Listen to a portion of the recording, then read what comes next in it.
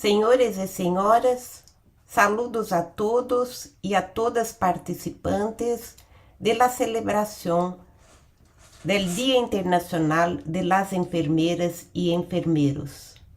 Soy Silvia Cassiani, asesora regional de Enfermería y Técnicos de Salud de la Organización Panamericana de Salud. Debemos decirles que hay interpretación en 4 idiomas. Si ustedes clican en el globo abajo, hay interpretación al portugués, al francés, al inglés y al español. Oficialmente, el Día Internacional de Enfermeros y Enfermeras se celebra en el 12 de mayo. Sin embargo, la OPS ha decidido anticipar la celebración una vez que hay una serie de eventos en la próxima semana, a nivel global y a nivel nacional. Para abrir el evento, invito al Dr. Jarbas Barbosa, subdirector de la Organización Panamericana de Salud. Muchas gracias por su participación, Dr. Jarbas. Tiene la palabra. Gracias, muchas gracias, Silvia. Buenos días a todas y todos. Antes de comenzar, quiero agradecerles en nombre de la Organización Panamericana de la Salud por sumarse a este webinar. Es un privilegio para la organización poder reunir a este grupo de destacados y destacadas panelistas. Vamos tener el ministro de Salud Pública del Uruguay, el doctor Daniel Salinas, la doctora Nancy Reynolds de la Universidad Johns Hopkins, doutora Gayle Tomlin, diretora executiva de Enfermeria, Nova Escócia de Saúde, doutora Sônia Acioli, presidenta da Associação Brasileira de Enfermeria, e doutora Patrícia Ingram Martin, jefa de Enfermeria do Ministério de Saúde e Bem-Estar de Jamaica, para celebrar o Dia Internacional de las Enfermeras e los Enfermeros e intercambiar experiências para melhorar a inversão e a proteção de los profissionais de enfermeria. O tema do evento é invertir em enfermeria para acelerar a recuperação depois da pandemia, reivindicar e manter os logros em saúde pública e retomar o caminho hacia a saúde universal. Os 9 milhões de profissionais de enfermeria da região das Américas jogam um papel essencial no logro de los resultados de saúde, en el acesso a los serviços de saúde e en la cobertura universal, e seu alcance em áreas remotas e las poblaciones em situação de vulnerabilidade. Os profissionais de enfermeria representam o 56% do total de la fuerza laboral de saúde, e o 87% do personal são mulheres. A região das Américas produz 81 graduados em enfermeria por 100.000 habitantes. Esse é o número mais alto entre todas as 6 regiões da Organização Mundial de la Salud. Elas e eles han desempenhado um papel de liderazgo na gestão da pandemia de Covid-19 e em los esforços de vacunação da população e continuam haciéndolo. Desafortunadamente, hemos perdido um grande número de profissionais de enfermeria. Por exemplo, em Brasil, hasta abril de 2021, mais de 54.000 profissionais de enfermeria haviam sido infectados e 773 haviam falecido por la Covid-19, lo que significa que 1/3 de los falecimentos de trabalhadores de la salud foram del grupo de profissionais de enfermeria. Agora é o momento e a oportunidade de traduzir o reconhecimento a los profissionais de enfermeria em apoio real e sostenido. Desafios como a mala distribuição de profissionais dentro e entre os países, a migração contínua e crescente, as condições de trabalho não seguras nem atrativas, os salários não competitivos e a falta de regulação profissional ou incumprimento dela mesma impedem que seja utilizada toda a capacidade dos profissionais de enfermeria para melhorar os resultados de saúde da população. Um exemplo de la distribuição inequitativa de profissionais de enfermeria se refleja em Equador, em donde o porcentaje general para o país é de 28,3 profissionais de enfermeria por cada 10.000 habitantes. Pero hay que tener en cuenta que ese es un porcentaje general, en donde se pierden las grandes diferencias entre regiones, que varían entre 17,9 hasta 40,3 profissionais de enfermaria por cada 10.000 habitantes. Outro exemplo é Honduras, onde também há uma grande variação entre as distintas regiões, podendo ir de 2,5 em uma região a 31,9 profissionais de enfermaria por cada 10.000 habitantes em outra. São dois exemplos solamente, pero essa é uma realidade em todos os países da região. Há uma variedade de fatores potencialmente associados com essa distribuição desigual do personal de enfermeria. A inequidade é mais importante em países com menor índice de desenvolvimento humano, com alta mortalidade materna e alta inequidade em la esperança de vida.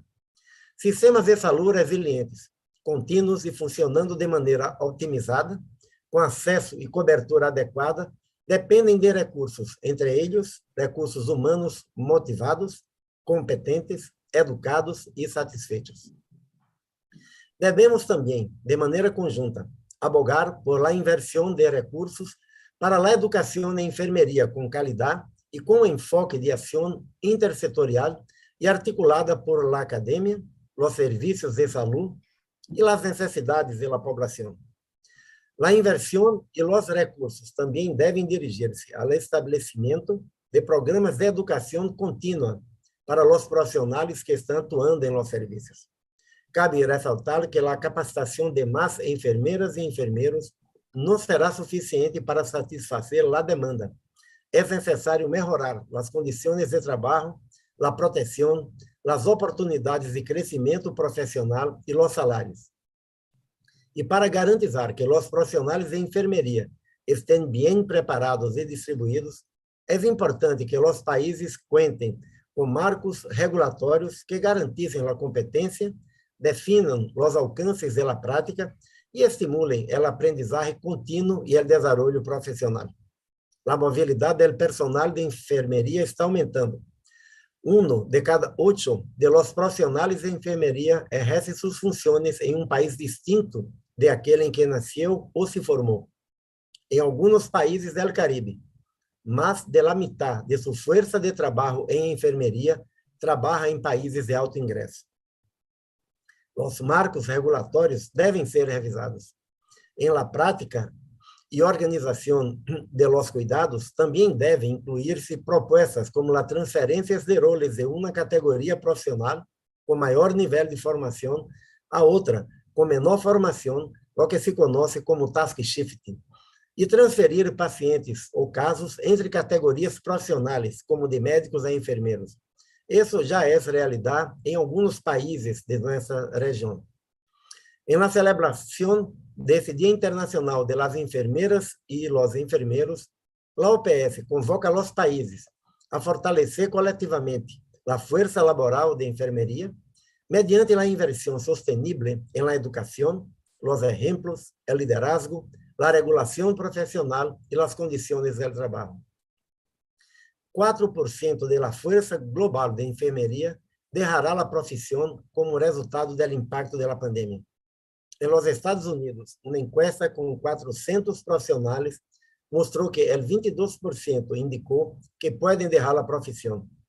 Os profissionais de enfermeria com mais desgaste e agotamento mostram maior intenção de deixar a profissão em comparação com outros profissionais, muitas vezes porque são os profissionais que estão em contato mais direto com as pessoas enfermas, com seus familiares e que recebem toda a carga, incluso a carga emocional por esse trabalho. É necessário que haja um processo de planificação estratégica em cada país que tenha em conta as necessidades do personal sanitário para avançar, e em particular para a enfermeria, que está chegando a um ponto de crise. E os ministérios de saúde, educação, trabalho e finanças devem estabelecer em conjunto as estratégias para cerrar essa brecha que impactará a saúde das pessoas agora e no futuro. Espero que desfrutem do intercâmbio e que salgam de aqui, aún com mais energia puestas em continuar transformando nossos sistemas para garantizar el derecho a la salud y no dejar a nadie atrás. Muchas gracias por su atención. Muchas gracias, Dr. Jarbas, por las palabras y el incentivo para invertir en enfermería. Ahora invitamos al Dr. James Fitzgerald, diretor del Departamento de Sistemas y Servicios de Salud de la OPS, para proferir sus palabras. Bueno, muchas gracias, Silvia. Pues esta palabra es del doctor Barbosa, que realmente presenta el contexto actual y los retos que nos enfrentan en cuanto al desarrollo de la profesión de enfermería en toda la región de las Américas. No voy a decir mucho más, solamente para reconocer todos los trabajadores de salud y reconocer en particular los enfermeros, las enfermeras y el trabajo que se ha hecho durante estos 2 últimos años de la pandemia. Lo que el doctor Barbosa fue muy claro en presentar los retos que han abordado y superado en el contexto y después los retos que nos enfrentan como región aquí adelante. Quería realmente agradecer la participación de todos en la sesión. Ya tenemos más que 600 personas conectados. Sabemos que tenemos mucho más inscritos.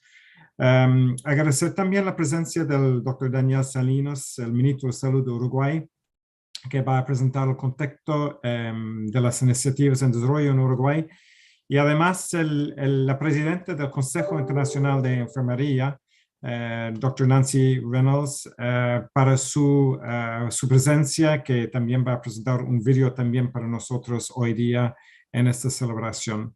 Igualmente tenemos algo importante para presentar hoy, que es un policy brief y una infografía que realmente presenta las oportunidades que nos presenta para hacer mayor inversión en la enfermería como profesión clave, un pilar fundamental en los sistemas de salud de la región. Perdón. Y en función de esto, ahí vamos a tener un debate con presentaciones del Gail Tomlin, Sonia Ascioli y Patricia Ingram Martin. Y quería aquí a frente agradecerles por su presencia y participación. Así que, Silvia, no mucho más. Yo creo que quiero de nuevo agradecer a todos y a todas para su participación y más que nada por el trabajo diario que están haciendo y reconocer ahí todos los países conectados, desde los trabajadores de la salud hasta los ministerios de salud y las universidades aquí presentes. Muchas gracias, Silvia, para ti. Gracias, Dr. James. Y ahora invitamos a las palabras del Dr. Daniel Salinas, ministro de Salud Pública de Uruguay, para que nos cuente las iniciativas de Uruguay para fortalecer la enfermería. Muchas gracias, Dr. Salinas, por su participación y tiene la palabra. Buenos días para todos y muchas gracias por la posibilidad de la intervención. Es un día muy importante para la salud y el reconocer el Día Internacional de las Enfermeras y Enfermeros. En principio, en la situación de nuestro país, del Uruguay, nos importaría hacer una síntesis sobre el estado de la situación. Los principales indicadores son que tenemos 34.463 puestos de enfermería, de ellos 27.732 son auxiliares de enfermería y 6.731 son licenciados. Quiere decir que hay una relación de 4,3 auxiliares de enfermería por cada licenciado de enfermería. El 84% de esta dotación es personal femenino y un 16% es masculino. Y normalmente los licenciados se egresan aproximadamente unos 305 por año. Actualmente la fuerza laboral significa un 31% de la totalidad de la fuerza laboral del sector salud. Y por distribución de edad, un 30% son menores de 35 años, un 57% tienen entre 35 y 54 años y un 13% son mayores de 54 años. Estos elementos nos permiten trabajar y hacer algunos diagnósticos, como por ejemplo el tema del desajuste entre licenciados y auxiliares de enfermería. En tal sentido, hemos tenido determinadas propuestas para responder a esta situación. Pero antes que eso, quisiéramos destacar la importancia que tuvo la enfermería en la primera línea de respuesta a la pandemia de COVID. Es notoria la visibilización de su rol, tanto sanitario y cuanto social, de las funciones de los enfermeros y enfermeras en el sistema de salud en todo el mundo.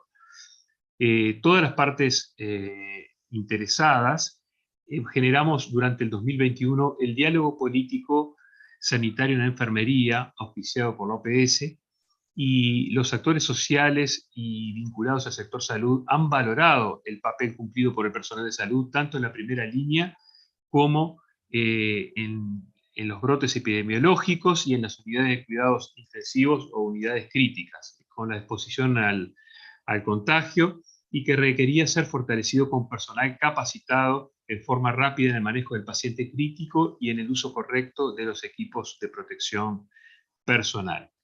Queremos hacer público un reconocimiento a este colectivo en virtud de su nivel de compromiso y de exposición en la pandemia. Pandemia que, como ya se ha dicho, no ha terminado y está en curso, más allá de disposiciones jurídicas o declaraciones de emergencia, pero la pandemia sigue su curso y siempre estamos atentos a la evolución de la misma. En el segundo semestre del 2020, a través de Silvia Cassiani, se presentó la propuesta a la CONAE de comenzar el diálogo político en enfermería en el Uruguay, con el apoyo y el financiamiento de la Organización Mundial de la Salud. Y la OMS tiene como base el informe de situación de la enfermería en el mundo 2020, invertir en educación, empleo y liderazgo, y el Consejo Internacional de Enfermería. Y esto se enmarca en la teoría del cambio elaborada y promovida por la OMS. En forma previa, en los últimos años, la CONAE había considerado para diseñar su Plan Nacional de Desarrollo de Enfermería las recomendaciones de la OPS, y estas orientaciones y recomendaciones son sumadas al diagnóstico previo de la situación de enfermería en el Uruguay. ¿Cuál es el rol de la Comisión Nacional de Enfermería como ámbito de consenso y generador de propuestas? Bueno, la elección de Uruguay dentro de la región de las Américas para iniciar un diálogo político en enfermería se debe, entre otros aspectos, a la existencia de este organismo, que es una comisión designada por resolución del Ministro de Salud Pública e está integrada por los actores más representativos del ámbito asistencial, académico y gremial de la enfermería nacional.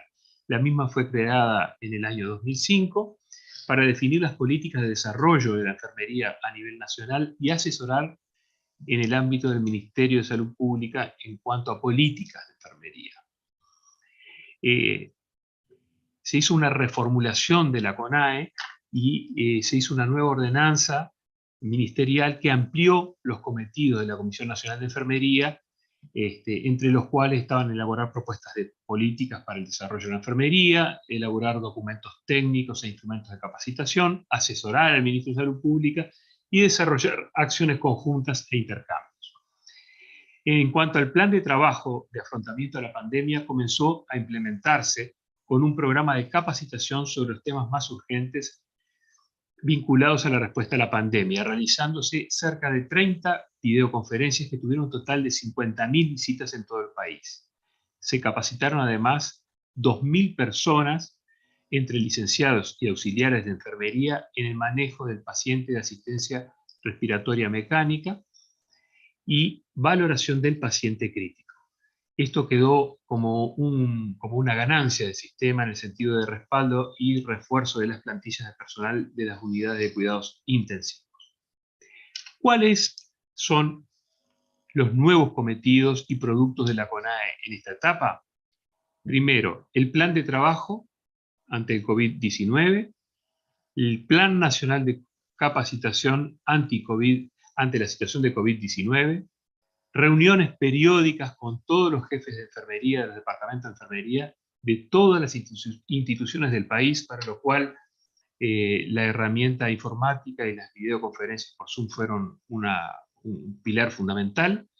La participación en la elaboración del Plan de Contingencia de Recursos Humanos ante COVID-19 del Ministerio de Salud Pública, con fecha 22 de mayo del 2020, en el marco del Comité de Crisis, el informe sobre población de auxiliares de enfermería en condiciones de profesionalizarse, es decir, hacer un upgrade de sus conocimientos, en julio del 2020, y en ese mismo año se presentó el Plan Nacional de Desarrollo de Enfermería 2020-25, y de las 7 líneas estratégicas allí planteadas se tomaron 4 como prioritarias, en función de las cuales se definió un plan operativo anual 2021. Así se participó en la 8ª reunión virtual de la tríada OMS, CIE y SIM en julio de 2020, en la reunión virtual de enfermeros de gobierno y puntos focales de enfermería de la OMS, la participación en el foro de discusión de herramientas para el diálogo político de la enfermería organizado por la OMS el 26 de agosto de 2020, el apoyo al funcionamiento del Grupo Uruguay de la campaña global Nursing Now, la elaboración del proyecto de diálogo político de enfermería, que ya fue dicho, y propiamente el desarrollo del diálogo político sanitario de enfermería. Desde su lanzamiento en mayo de 2021 hasta su cierre en diciembre, un equipo de trabajo liderado por la CONAE operativizó este proceso de diálogo, llevado adelante con el apoyo y financiamiento de la OPS y de la OMS. ¿Cuáles son las propuestas de inversión en enfermería que están a consideración del Ministerio? Bueno, en primer lugar, un proyecto de profesionalización de los auxiliares de enfermería, cuya meta es lograr que parte de la fuerza laboral obtenga el grado de licenciado en lugar de auxiliar de enfermería, como objetivo estratégico para contar con recursos humanos calificados que mejoren la calidad del cuidado de la población. En segundo lugar, el proyecto de creación de cargos de alta dedicación de tiempo completo. No sé si se da en otros países, pero en Uruguay hay un régimen horario que es corto y eso genera el multiempleo. Lo que se trata aquí es de fidelizar la relación entre el profesional de enfermería con la institución, sea pública o privada, mediante la creación de cargos de tiempo completo para licenciados en enfermería. Sobre todo, lograr que además esos licenciados en enfermería no solamente cumplan las funciones que tienen en gestión y que son muy importantes, sino además que estén también en el campo operativo. Y en tercer lugar, la tercera propuesta que está sobre la mesa es un proyecto de reglamentación de las dotaciones de personal de enfermería en los distintos servicios de salud, que hoy por hoy está reglamentada para algunas pocas áreas en el marco de los decretos de habilitación de servicios como bloque quirúrgico, puerta de emergencia o CTI. Pero faltaría, para mejorar aún más la calidad asistencial, esta reglamentación de las dotaciones en todos los estratos asistenciales. Invertir en enfermería es muy importante para acelerar la recuperación del estatus sanitario luego de que pase la pandemia, recuperar y mantener los logros alcanzados en salud pública y retomar el camino hacia la salud universal, que es un objetivo que todos compartimos. Les agradecemos por la oportunidad de expresar y saludamos a todos los enfermeros y enfermeras de nuestro continente. Muchas gracias, doctor Salinas. Increíble la experiencia de Uruguay y el apoyo del Ministerio a la CONAE. Seguramente los casi 800 participantes que nos escuchan y los que van a escucharnos vía YouTube van a querer saber más cómo Uruguay logró el diálogo político y vamos a conectarlos con la CONAE, con el señor ministro, para que cuente esa experiencia que seguramente va a cambiar el futuro de enfermería en Uruguay. Estoy segura de eso. Muchas gracias, señor ministro. Muchas gracias a ti. En la sequência, vamos apresentar um vídeo enviado por la presidenta del Consejo Internacional de Enfermería, la doctora Pamela Cipriano. Vamos mirar el video ahora. Gracias.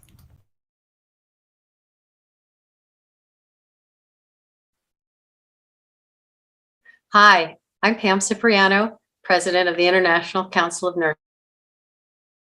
Nurses, and it gives me great pleasure to bring greetings to Dr. Cassiani and all of you, my colleagues in the PAHO region.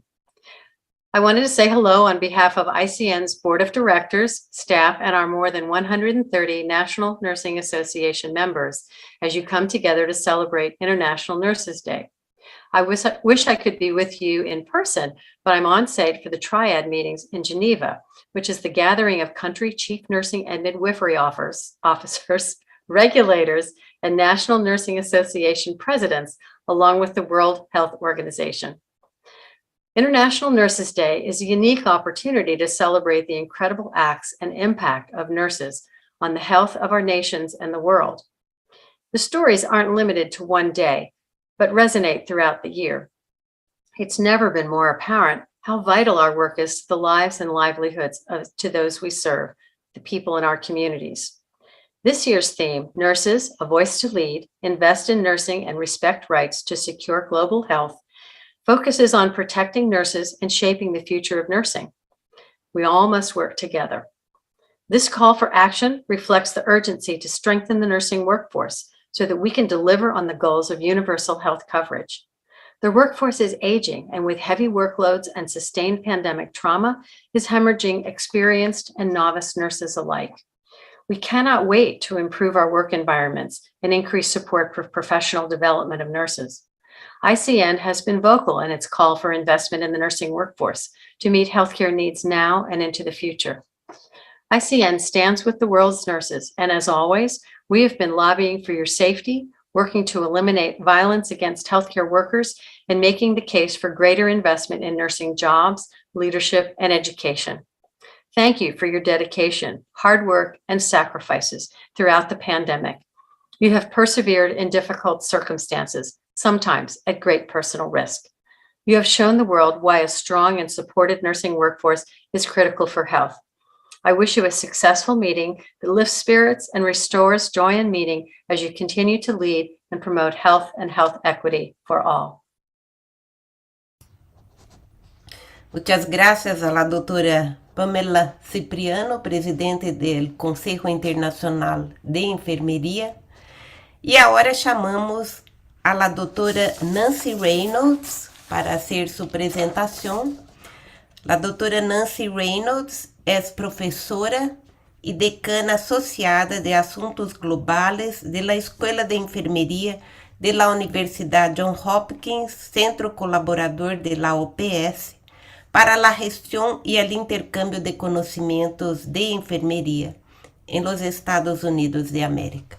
Doutora Nancy, a palavra é sua. Thank you so much. It's such a pleasure to be a part of this event, celebrating nurses and the strategic importance of investing in the profession. I'd like to add my thanks to all nurses around the world who do such important and often very brave work. I also give my thanks to Silvia Cassiani, who provides such wonderful leadership towards advancing the contributions of nurses in the Americas.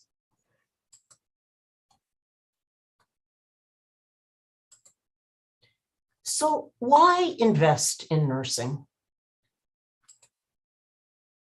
Nurses are intrinsically linked to the ability of countries to address health challenges of the 21st century around the globe. Actually, over 100 years ago, an early leader in the profession of nursing, Sarah Parsons, said, if ever there was a profession called into existence by the real needs of humanity, it is nursing. And this is still true. Nurses are so well suited to addressing the health challenges of the 21st century. They're frontline workers, the largest group of health professionals in the world. Their values are people-centered and humanitarian. Nurses have expertise in the prevention and management of infectious and chronic illnesses and the care of vulnerable, underserved populations. They have an integrated biopsychosocial perspective. They're strong advocates, communicators, and educators who can positively influence health behavior of individuals and communities. And they're strong collaborators and innovators who can use cost-effective technologies and work with limited resources in remote areas, which are all key attributes in the delivery of effective primary health care. The General Director of WHO, Dr. Tedros, says nurses play a critical role not only in delivering healthcare to millions around the world, but also in transforming health policies, promoting health in communities, and supporting patients and families. Nurses are central to achieving universal health and the Sustainable Development Goals.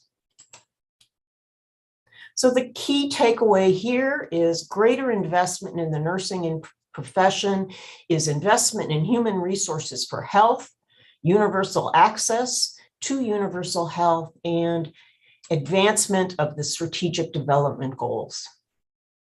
COVID-19 and other recent infectious disease outbreaks have highlighted the urgency of robust, resilient health systems.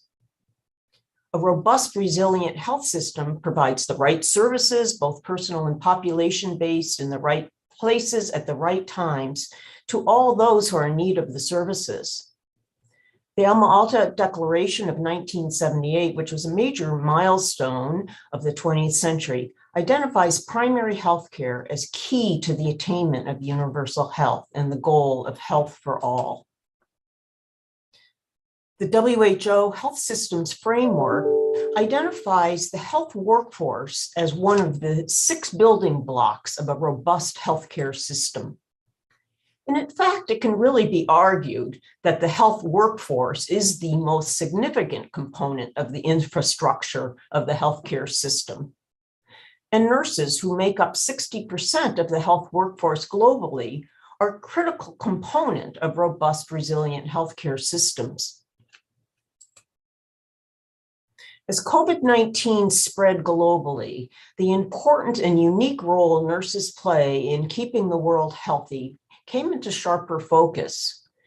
Yet too often, the essential contributions of nurses to robust healthcare systems are overlooked.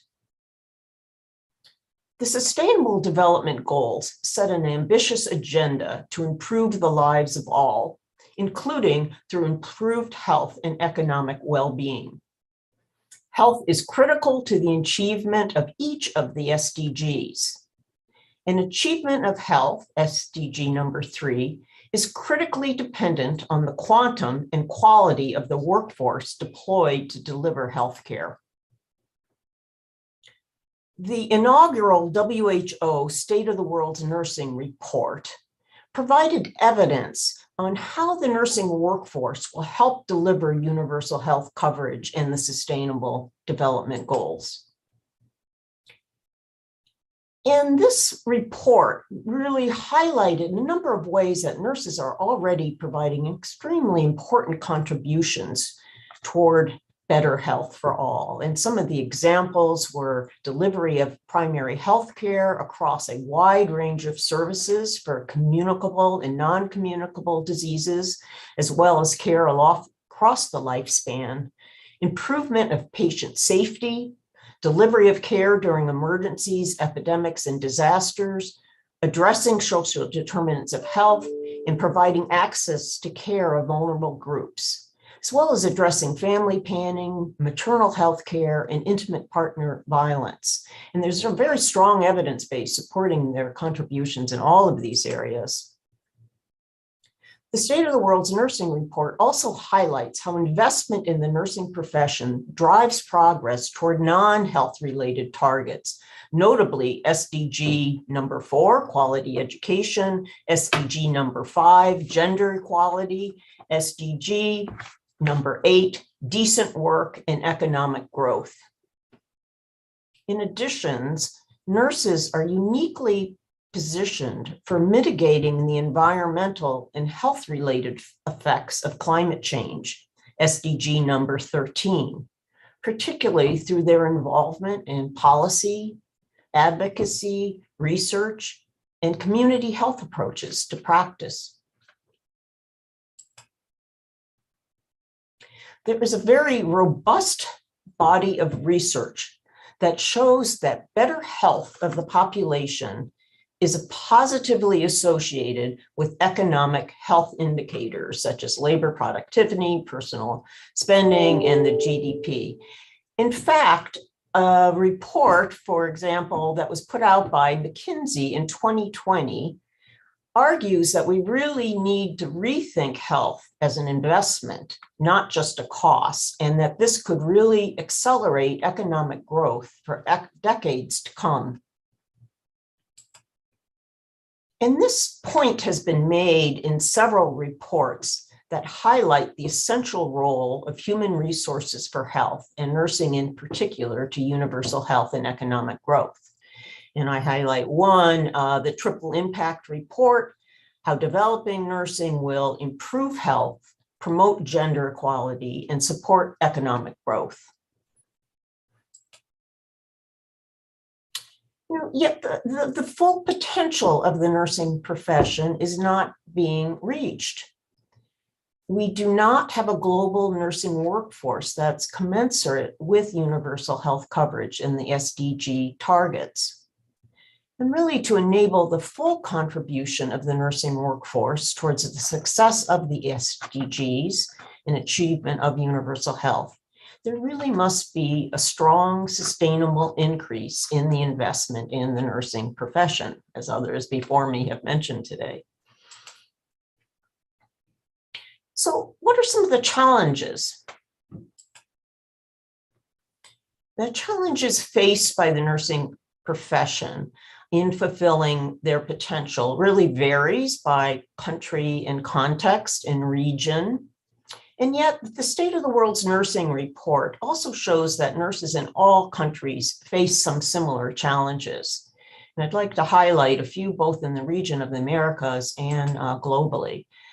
Some of the common challenges across countries are nursing shortages and inequitable distribution. That's an outcome of migration and poor workplace conditions and remuneration.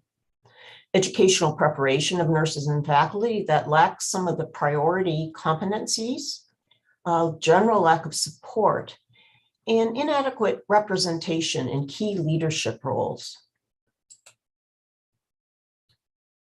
There are roughly 28 million nurses globally, about 19,000 of these professional nurses.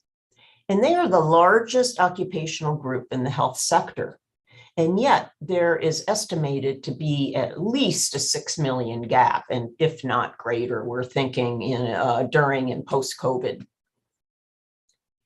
An estimated 89% of the nursing shortage is concentrated in low and middle income countries. And this is true in the region of Americas, where we see a critical shortage of nurses and difficulties in supply and retention. More than a quarter of the world's nurses are in the Americas, but more than half of these work in North America. The average years of pre-service education is 3 years.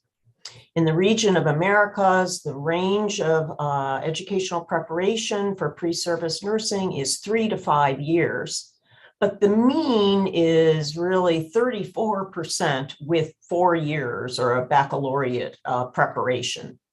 And in the US, this is higher, it's 64%.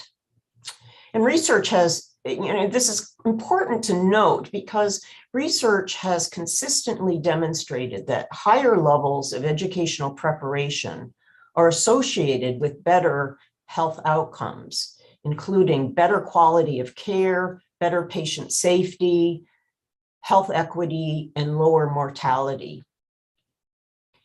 And while most countries in the Americas report quality standards and accreditation mechanisms, we really have very limited data on this point about the effectiveness of these mechanisms. we see inequitable opportunity for high quality educational preparation of nurses in the Americas. And this one slide, which shows the number of baccalaureate nursing programs in different countries. And you can see it's quite an unequal distribution of programs to satisfactorily meet the demand for nursing. In another fact, we really do not have an adequately number of faculty who are prepared with doctoral degrees. In 2017, there were 51 doctoral nursing programs in Latin America and the Caribbean, compared with 358 in the United States and 18 in Canada. And really, there were doctoral programs in only 10 of the 33 countries in the LAC region, and over 75% of these programs are in Brazil.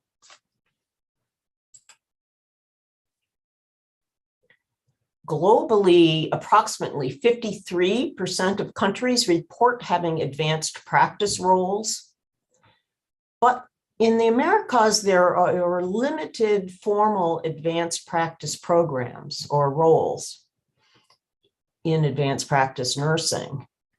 And this is important to really advancing the nursing role in the community and primary health care, which we increasingly realize is very important in the 21st century.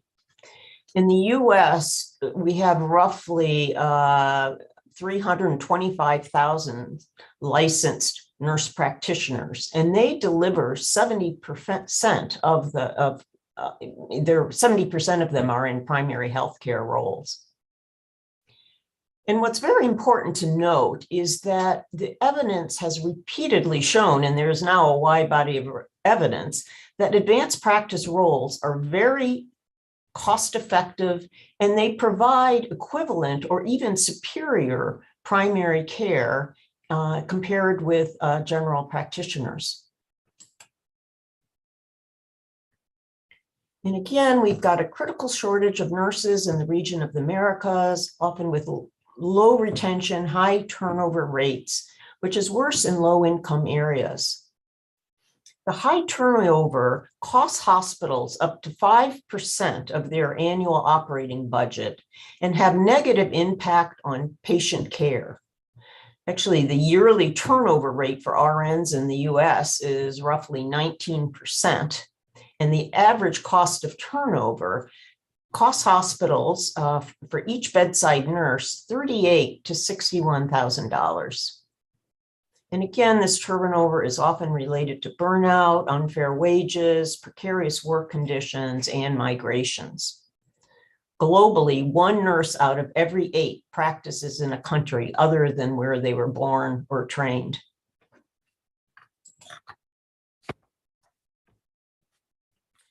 The nursing workforce, as one of our speakers mentioned earlier, is largely female and relatively young. And so nursing really remains a highly gendered profession, and we believe this is really associated with many of the biases in the workplace that adversely affect nurses in practice roles. Workplace conditions are not what they could be. There are legal protections in place in most countries, but they're not equitable across regions. Many nurses are at risk from exposures to infectious diseases, poor working conditions, and sometimes even, and we've been noticing this increasingly in the US, threats to their physical safety. We also see a less than ideal number of nurses in leadership positions to really be able to initiate meaningful change. Nursing is the least represented healthcare profession at the highest level in governments and ministries of health. In the region of the Americas, 79%, there are 79% of member states in the region of Americas have CNO positions, but only 46% have nursing leadership programs. So we don't really know, while we know they're fairly high percentage of nurses in leadership roles, we're not sure how effective they are in those roles and the level of authority they have. With respect to service delivery, we see uneven regulatory frameworks across countries in the region of Americas that guarantee competency, outline scope of practice, and promote continued learning and professional development. Only 5 countries in the region have made strong progress towards universal coverage and have a public health expenditure of at least 6% of their gross domestic product. And this, you can see the countries here.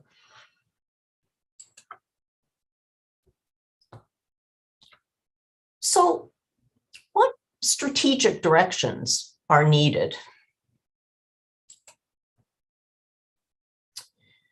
Last year, the WHO published the Global Strategic Directions for Nursing and Midwifery, which was adopted by the member states at the 74th World Health Assembly.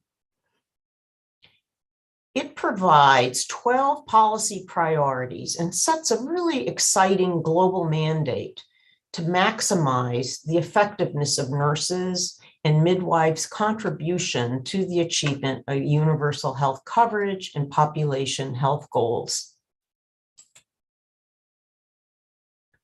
And the strategic directions for nursing and midwifery set key strategic directions in 4 priority areas to think about for the region of the Americas. And this is education, jobs, service delivery, and leadership. So education. Nursing education is certainly an essential aspect of strengthening the nursing workforce and advancing universal health in the region of the Americas. But there are ways we can strengthen the educational approaches. And one of these is really to better align nursing education with formal roles and population health needs in the 21st century, especially enhancing roles of nurses in the community and primary health care. And this can include the roles for advanced practice nurses. We need to increase the production of qualified nurse graduates to meet the growing demand. And we really need to improve access to affordable, high-quality programs. We need to update our curricula to meet quality standards and focus on primary health care. And we need to take approaches that are evidence-based and competency-based and emphasizing interprofessional education. Too often, health professionals are educated in silos, and then they are put into complex healthcare systems and expected to work as a team without really having adequate preparation for that. So really need to focus on faculty qualifications. You know, as one of the speakers mentioned, many of our faculty are aging. We're educated in a different century, actually. And we really need to work on enhancing their skill set. We need more doctorally prepared faculty, and we really need to focus on recruitment of nurses into faculty roles and working on retaining them.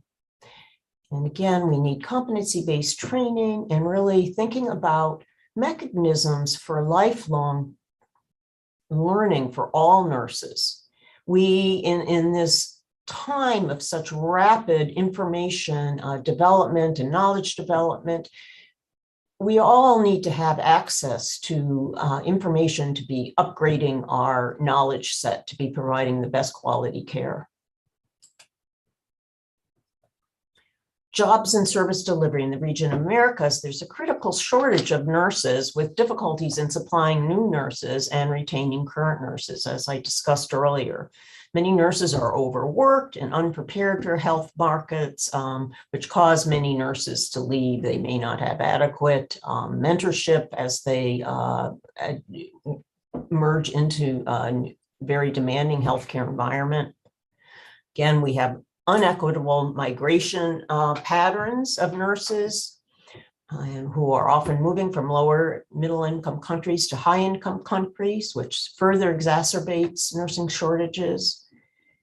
And universal coverage and access are foundations of an equitable and efficient healthcare system. But given the limited capacity of health systems in the Americas, we're really not able to fully meet the healthcare needs of our populations and provide universal access to care. So recommendations really are that we need to be thinking about better workforce planning and health labor market forecasting. Every country needs to be thinking about analyzing their own health labor market to identify factors that are affecting the supply and retention of nurses. Need greater health service delivery in primary health care, especially greater acceptance of and use of advanced practice nurses who are able to practice to their full scope of preparation. And we really need to be thinking about ethical migration. So we really need to be working collaboratively on international migration policies, and countries really need to focus on reducing push factors and really thinking about how they can retain nurses in their country. And often this really means improving the work conditions and remuneration for the nurses. And then there's a need to strengthen professional regulatory systems and support the capacity building of regulators.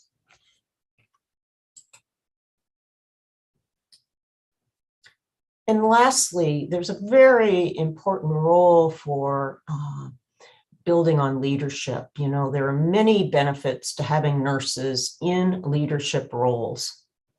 Nurses should be leaders in the design of healthcare systems and their implementation, organization, not just in the delivery of care. As I mentioned before, nurses have a very unique perspective and training, and their voice really needs to be in key planning positions. So, key directions are to establish and strengthen senior leadership positions for nursing and the midwifery workforce governance and management and their input into health policy.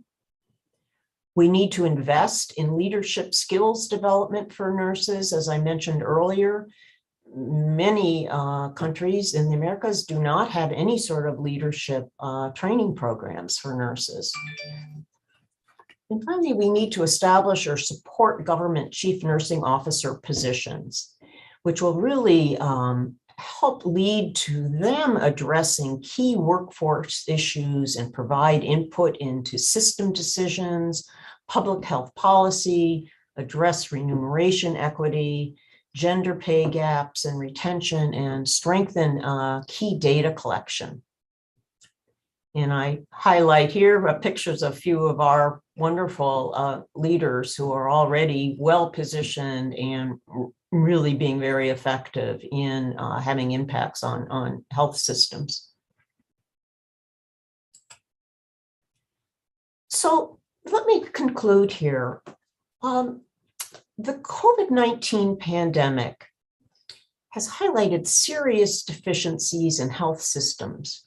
Robust, resilient healthcare systems require a well-prepared, well-distributed health workforce. Nurses have a central role to play in addressing health challenges of the 21st century, and strong healthcare systems, delivery of primary healthcare, universal health, and achievement of the SDGs. Greater investment in nursing in the Americas is a critically important strategic investment. We need bold, strategic action to strengthen nursing in the domains of education, leadership, jobs, and service delivery. Governments and policymakers, international organizations, academic institutions, and all stakeholders in the regions of the Americas must collectively re-examine and improve their commitment to invest in the nursing profession. So I would like to thank you for your attendance today. And I would like to highlight the report that is just being released today on, if you would like to see some of these points further elaborated, on the strategic importance of the national investment in nursing professionals in the region of the Americas. And special thanks to the PAHO contributors and reviewers, and as well as the interns and staff who contributed to the report at Johns Hopkins. And I would also like to point out, if you've not already joined the global community of practice for nursing and midwifery, I would highly encourage you to do so. This was set up at headquarters at WHO. This provides a wonderful mechanism for nurses around the globe in leadership positions, as well as nurses in all levels of practice positions, to be able to come together to share ideas, to share resources, to share information about events. So I think this will be a wonderful mechanism getting us to work together and really starting to work towards some of these strategic initiatives. So thank you very much.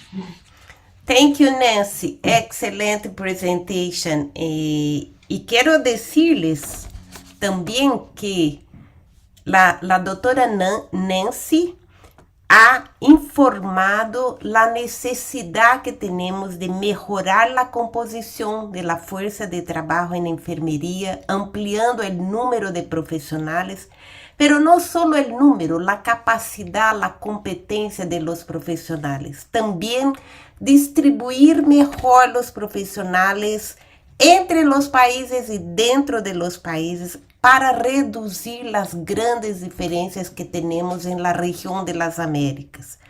También tenemos que aumentar la presencia masculina en la profesión, incrementar la dotación de profesionales en zonas remotas, en zonas rurales, y también invertir en la formación y en el empleo de profesionales de enfermería de práctica avanzada, como mencionó la doctora Nancy.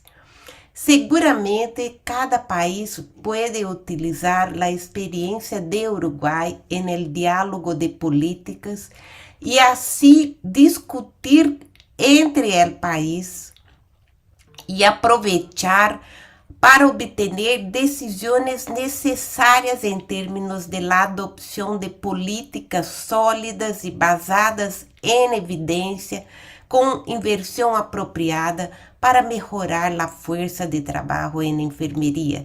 No mejorar, pero avanzar la fuerza de trabajo en enfermería en esa región. Ahora yo quiero compartir con ustedes lo que la doctora Nancy ya mencionó, el documento de políticas que tenemos. Y eso es algo que nos deja muy felices en la OPS, porque en el día de hoy estamos lanzando el documento La importancia estratégica de la inversión nacional en los profesionales de enfermería en la región de las Américas. Ese documento, y yo agradezco muchísimo, fue desarrollado por la doctora Nancy y su equipo de la Escuela de Enfermería de la Universidad Johns Hopkins. Es un documento que todos ustedes pueden utilizar en su trabajo, en la adopción de políticas, en la discusión de políticas para la inversión en enfermería. En ese documento se destacan los principales puntos de acción para que se realicen inversiones específicas en la fuerza de trabajo de enfermería. Y se solicita a los países y se brindan recomendaciones para que fortalezcan la enfermería en los servicios de atención primaria de salud y en otros servicios de atención, no solo en el primer nivel, pero también en la atención secundaria y terciaria, a través de la inversión en educación, empleo, liderazgo y prestación de servicios. Yo pido a todos ustedes que conozcan el documento. Ustedes pueden verlo por medio de esa pantalla en el iris de pago. Está ahora en inglés, pero en los próximos días ya estaremos también poniendo en español y en portugués. Es un documento, una vez más, excelente para el uso de ustedes, ¿no? Lean, compartan con sus estudiantes, con los profesores, compartan con los amigos que trabajan en el servicio, con la dirección, con los ministerios de salud, educación y finanzas. O sea, hagan una buena divulgación de ese documento porque discute por qué invertir en enfermería. Muchas gracias y ahora seguimos con las conferencias. Y en ese momento quiero de nuevo agradecer muchísimo a todo el equipo de la doctora Nancy que colaboró con ese documento en el desarrollo del documento. Muy bien, ahora me gustaría mucho seguir y escuchar experiencias de los países, lo que los países piensan, lo que están trabajando por la inversión en el personal de enfermería. Me gustaría ahora llamar la doctora Gail Tomlin, que es vicepresidente de Investigación, Innovación, Descubrimiento y directora ejecutiva de enfermería de la Nueva Escocia Salud de Canadá. La doctora Gail va a contarnos cómo el Canadá está trabajando con el tema de la inversión en enfermería. Thank you, Gail. It's your floor. Thank you. Thank you so much for this opportunity. And it is a privilege to be invited to participate today and to bring the Canadian perspective the best I can. I am a director of the WHO PAHO Collaborating Center, Health System Strengthening and Workforce Planning at Dalhousie University. And more recently, the last 3.5 years, I have had the privilege of being a vice president of research and innovation, discovery, and chief nurse at the Nova Scotia Health, which is a broad provincial system. So I'd like to tell you a story if I can. I think people have slides for me, and if not, I can put the slides up. Am I correct, Sylvia, that somebody else has the slides, or would you like me to share mine? You can share yours, Gail. It's up to you. Okay, thank you. I can do that.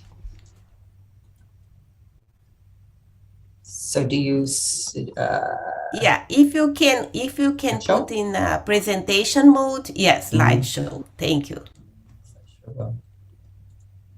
There, and can you see that okay? Yes, thank you. Thank you so much. So good day, lovely introduction to my colleague Sylvia, and I appreciate all of the leadership that you have brought on so many fronts.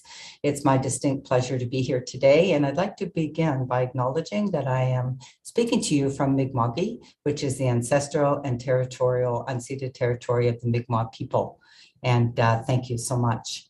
As I move to the next slide, it is very clear from my colleagues starting out today that we have nurses have made huge contributions worldwide. And that in fact, Dr. Reynolds outlined the proportion of health workers globally. So I'm not going to spend a lot of time on the global picture, that's for sure, and the ongoing efforts against COVID-19. We know that in our country, for instance, we have seen, as many others, the frailty in the system. We see it firsthand every day, the impact COVID-19 has had on our workforce, as well as people and our systems.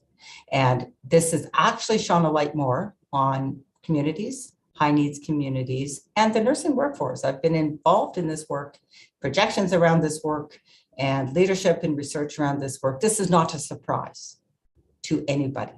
The pandemic has shone the light on how urgent it is that we need to move forward. And so that many of these very long-standing situations have really compounded us. And there's been all kinds of global evidence and reports and strategies and recommendations that should help us to move forward. And has it? I think that we're here talking about how urgent this is. So the global evidence definitely has been outlined very, very clearly. And I don't need to get into this because Dr. Reynolds did. And that, education, our practice and delivery. But what I'm going to do is tell you a bit of a story about how I think we need to truly maximize scopes of practice.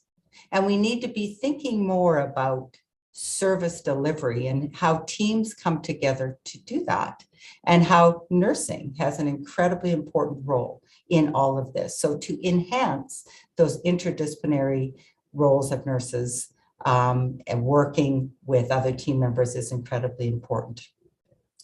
I can't overemphasize the employment firsthand as employers, as leaders in the system. We see the importance of investing in the retention and the recruitment, and especially in those priority areas. But COVID-19 and the long COVID journey for all of us demonstrates the importance of full system integration. Leadership, we've talked about leadership and the importance of leadership. So some of the Canadian story will talk again back to having nursing in most senior government level tables as well as positions. And so if I move to the next slide, which is all about the jurisdictional scan. So it doesn't matter whether we're looking at our global reports or we are looking at what it is that we are doing in Canada. And I'd like to share some of this. That the top considerations in a rapid review, we do many of them in 2022, have highlighted areas that have to do with access considerations, staffing, overcrowded EDs, backlog of surgeries, COVID, access to care in rural areas, and chronic disease management, to name a few. So I would like to share with you where we have moved in the country. We have had the privilege we were asked by the Royal Society of Canada to lead up with other experts a review on which was basically a national coalition review, where we brought experts together, including decision makers as well as policy makers and many scientists who've been involved in this work for some time.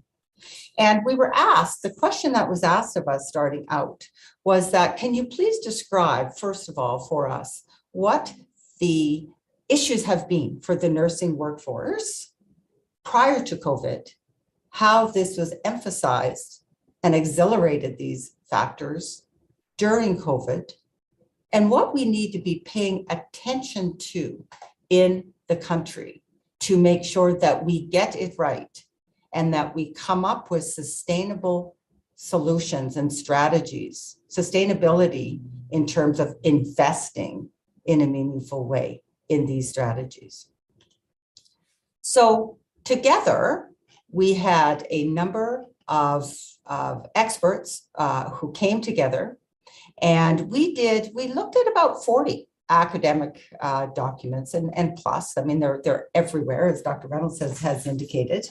Our jurisdictional, we brought it close to home. We brought it close. This was a Canadian exercise where we had leaders from every jurisdiction with a focus as well on equity, diversity, and inclusiveness. We looked at jurisdictional documents. We also did case studies. And in fact, we had 43 participants in very deep, full types of investigations with our participants.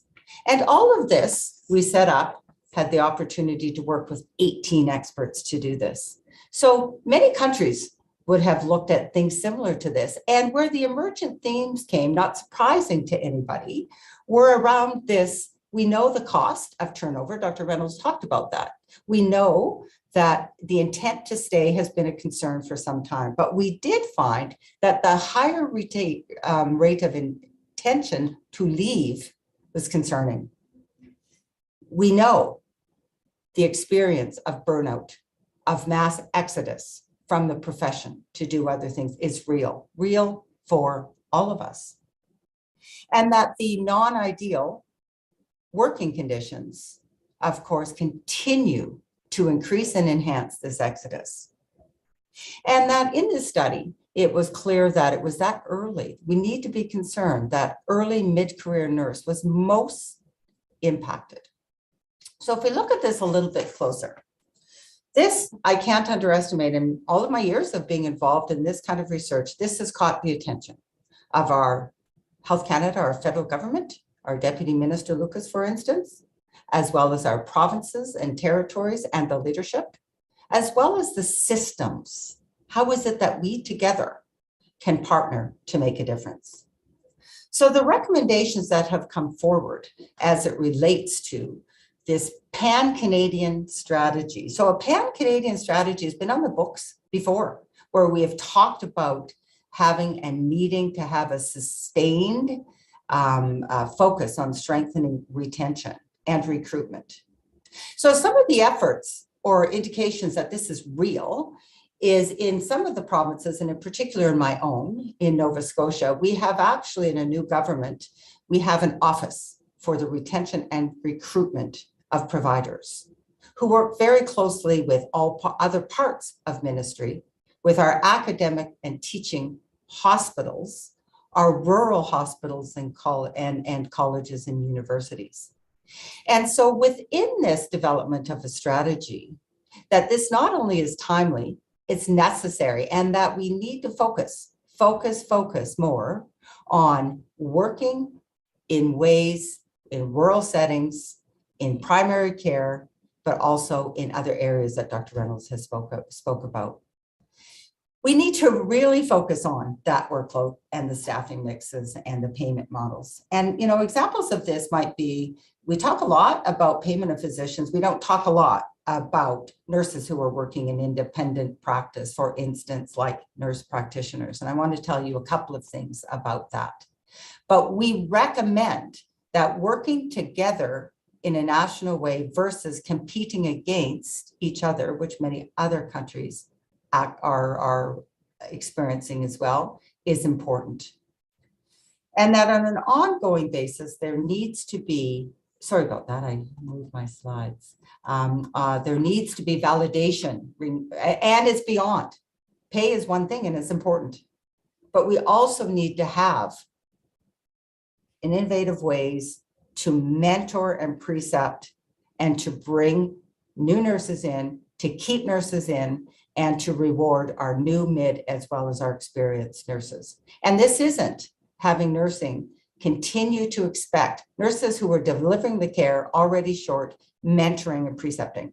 So we've come up with strategies and ways that we need to invest to do this. And we need to focus on wellness programs that have to do with the wellness of nurses. And in particular in our province, through our Minister of Health, who is very involved in this work, we are seeing the movement forward of a wellness institute, which is really exciting for healthcare providers.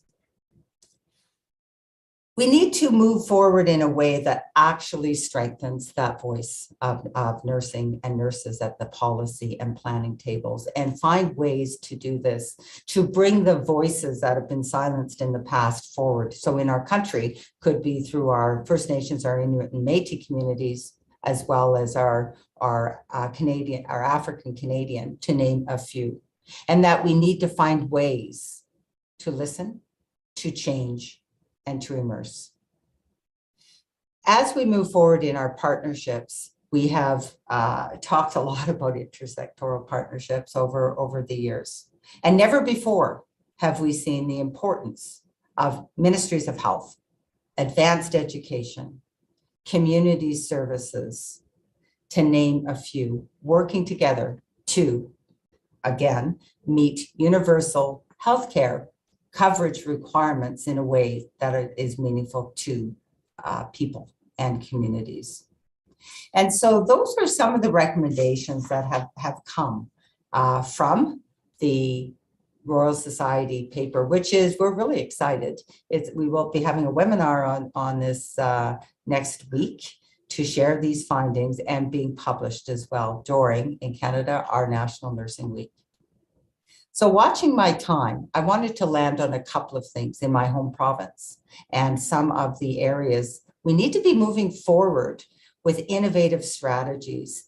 Innovative strategies really that have to do with some simple things we've all been talking about and writing about for some time. So if I talk about a couple of examples, we recently have increased and looked at, we have a health leadership table who is looking very carefully at maximizing scopes of practice and getting teams working together in ways that we haven't in the past. So a couple of examples I'd like to give. We are testing and trying some innovative solutions in collaborative clinics, walk-in clinics for people where we have nurse practitioners working with pharmacists in ways that they haven't in the past. So this is all enhancing access. And so that everything that we do and we continue to do, we will continue to test and try to evaluate on an ongoing basis to determine impact.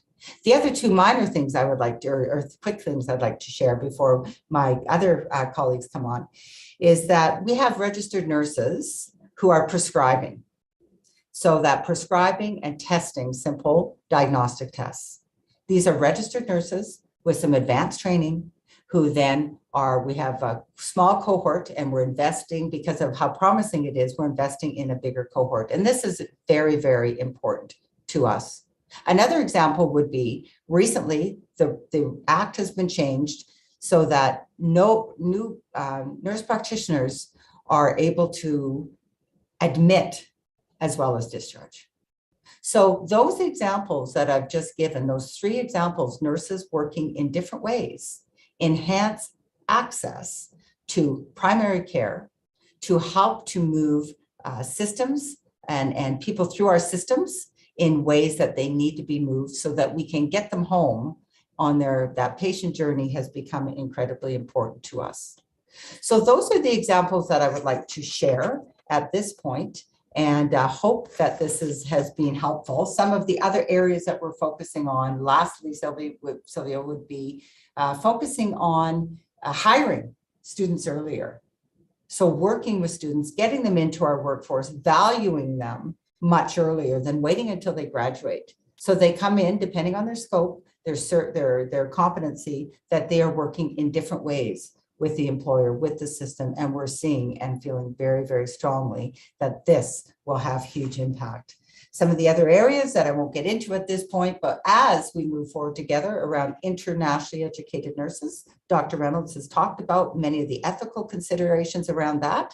So we are moving in a way that we're working with source countries, preparing full integration into communities, getting full readiness of those communities for meaningful employment, for training, for families, for children and women, and in ways that we believe that we have been paid close attention to many of the ethical situations that many countries have experienced firsthand. So thank you for this opportunity to share some of the things that we're doing in the country, and I'd be happy later to take any questions. Thank you very much. Thank you, Dr. Gail Tomlin. Excellent presentation as always. And I would like to have a chance when you said about the strategy, the Canadian strategy, to make a question to our participants. No, you don't need to answer me right now, but think about. No, Dr. Tomlin mentioned about the Canadian strategy to advance nursing, and I would like to ask you, what is the strategy in your country to advance nursing? So sometimes we are waiting the government, we are waiting the Ministry of Health, we are waiting the association, but what are you doing to know or to use or to develop a strategy in your country to develop nursing? So just a question. Think about this, and maybe soon, no, Gail, we can get an answer from each one of you. Thank you again, Gail. And Gail was talking about payment models. No, let's listen. Dr. Sonia Ascioli. Sonia is the president of the Brazilian Association of Nursing, and she's going to describe us what Brazil is doing to increase the minimum wage of nurses in the country. Listen, because you will see a very great experience from the country. Muito obrigada, Sônia. Adiante com sua apresentação. Olá, muito obrigada, doutora Silvia. Um prazer grande estar aqui com vocês, agradecer o convite. É uma honra para nós, enquanto Associação Brasileira de Enfermagem, participarmos desse momento. E deixa eu começar aqui.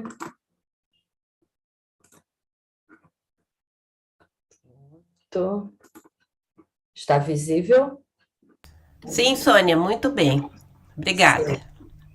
E nós somos, então, a associação científica mais antiga do Brasil, só para situar os nossos ouvintes, né? É um prazer muito grande participar desse momento com tantos países.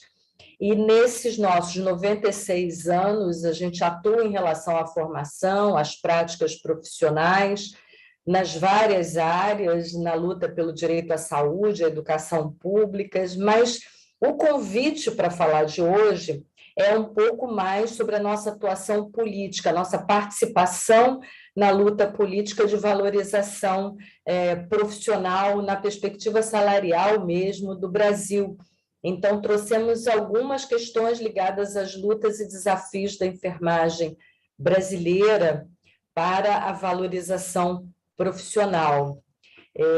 E para começar, gostaria de situar um pouco do contexto da enfermagem no Brasil, apesar desse...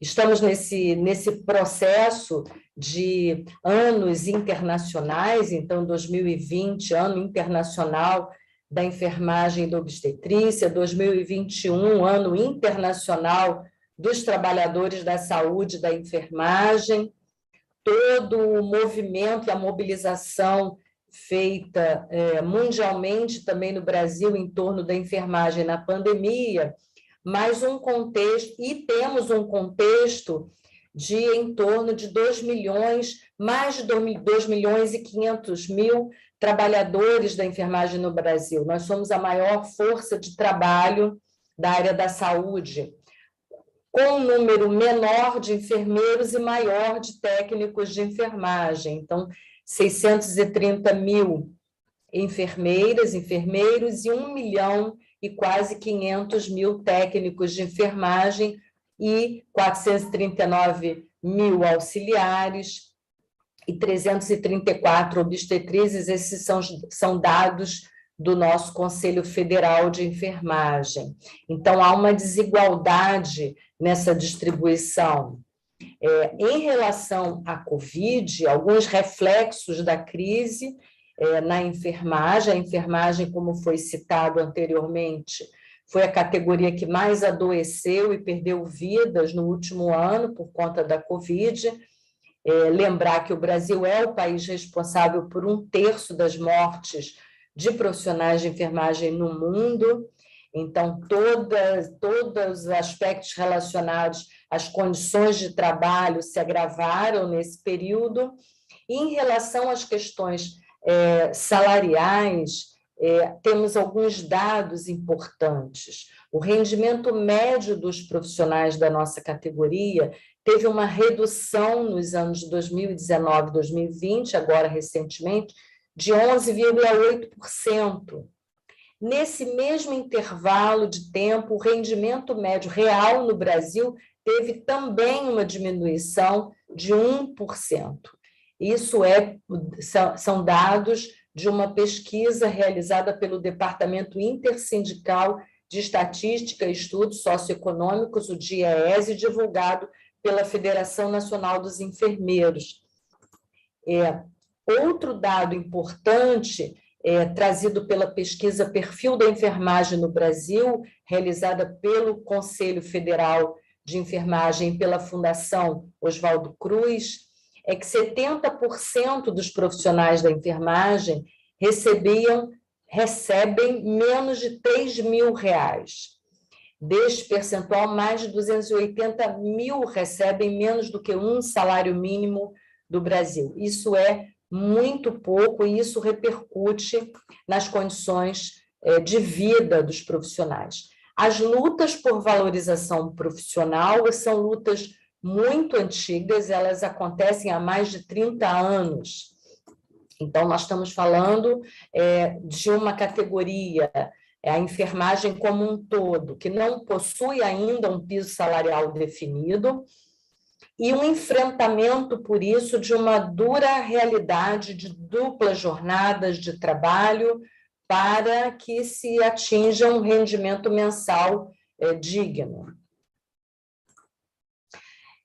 Eu trouxe também um pouco de alguns dados da história de lutas da enfermagem brasileira, para todos terem uma ideia. Nós estamos falando de uma luta pela regulamentação do salário e da jornada de trabalho desde 1955, quando tivemos a Lei do Exercício Profissional da Enfermagem no Brasil.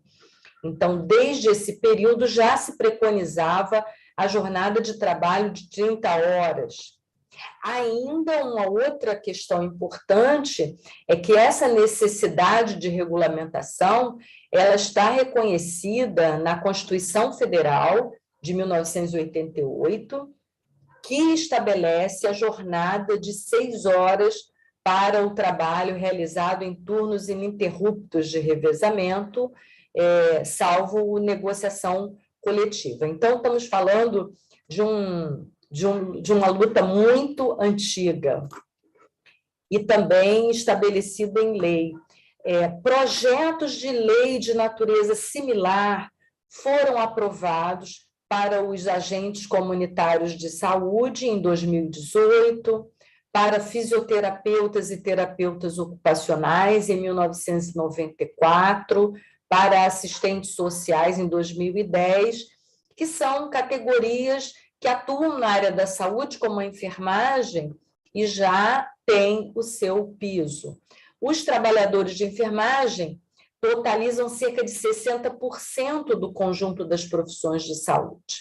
Então, somos uma categoria que merece e necessita da sua regulamentação salarial. Entre as estratégias de enfrentamento, é importante a gente falar que temos tido um conjunto muito grande de mobilizações lideradas pelas entidades que compõem o Fórum Nacional de Enfermagem. Esse fórum foi criado em 2011 e é composto pela Federação Nacional dos Enfermeiros, pela Confederação Nacional dos Trabalhadores na Saúde, pela Associação Brasileira de Enfermagem, pelo Conselho Federal de Enfermagem, pela Confederação Nacional dos Trabalhadores em Seguridade Social, pela Associação Nacional de Auxiliares e Técnicos de Enfermagem e também pela Executiva Nacional dos Estudantes. Então, uma articulação nacional importante entre as entidades, associação, autarquia e entidades sindicais, para que a gente possa alcançar o que a gente deseja, né? Que é o nosso fortalecimento profissional. Então, a gente tem trabalhado em intensa mobilização social e política de 2011 para cá, mas de 2020 para cá tivemos uma intensificação dessa mobilização pela valorização da enfermagem, com todas essas entidades que eu acabei de citar, em diálogo com parlamentares e com entidades internacionais. Então, temos tido um conjunto de manifestações, debates, audiências públicas, atos presenciais e atos também online durante esse período da pandemia, agendas no Senado e na Câmara para falar com os parlamentares e mobilizá-los em relação à necessidade de fazer com que o nosso projeto de lei 2564, que foi lançado em 2020, criado pelo senador Fabiano Contarato, que fala do nosso piso salarial para a enfermagem, avançasse nas duas casas legislativas. Então, os caminhos trilhados para isso, bem recentes, né?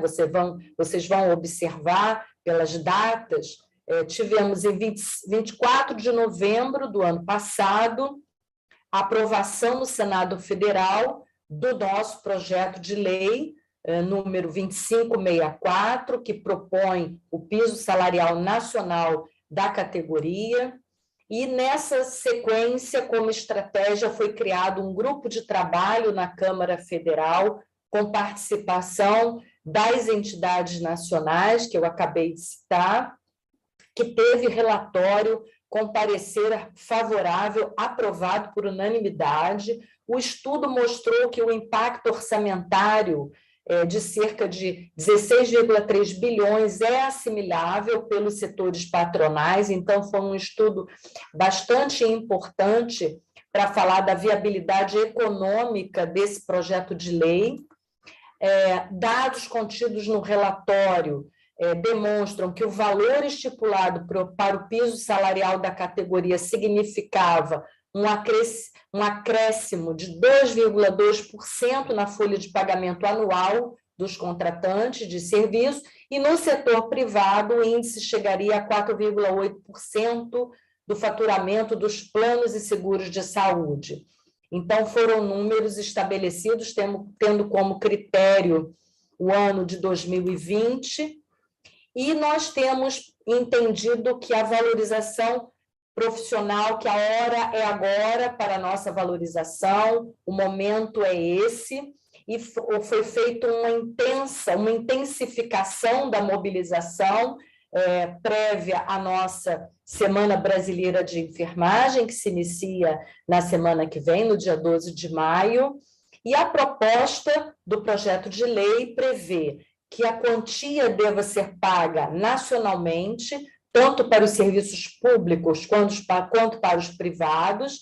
Certamente que a gente tem tido uma batalha bastante grande, não é? Um embate com o setor privado, que também faz um grande lobby na Câmara Federal.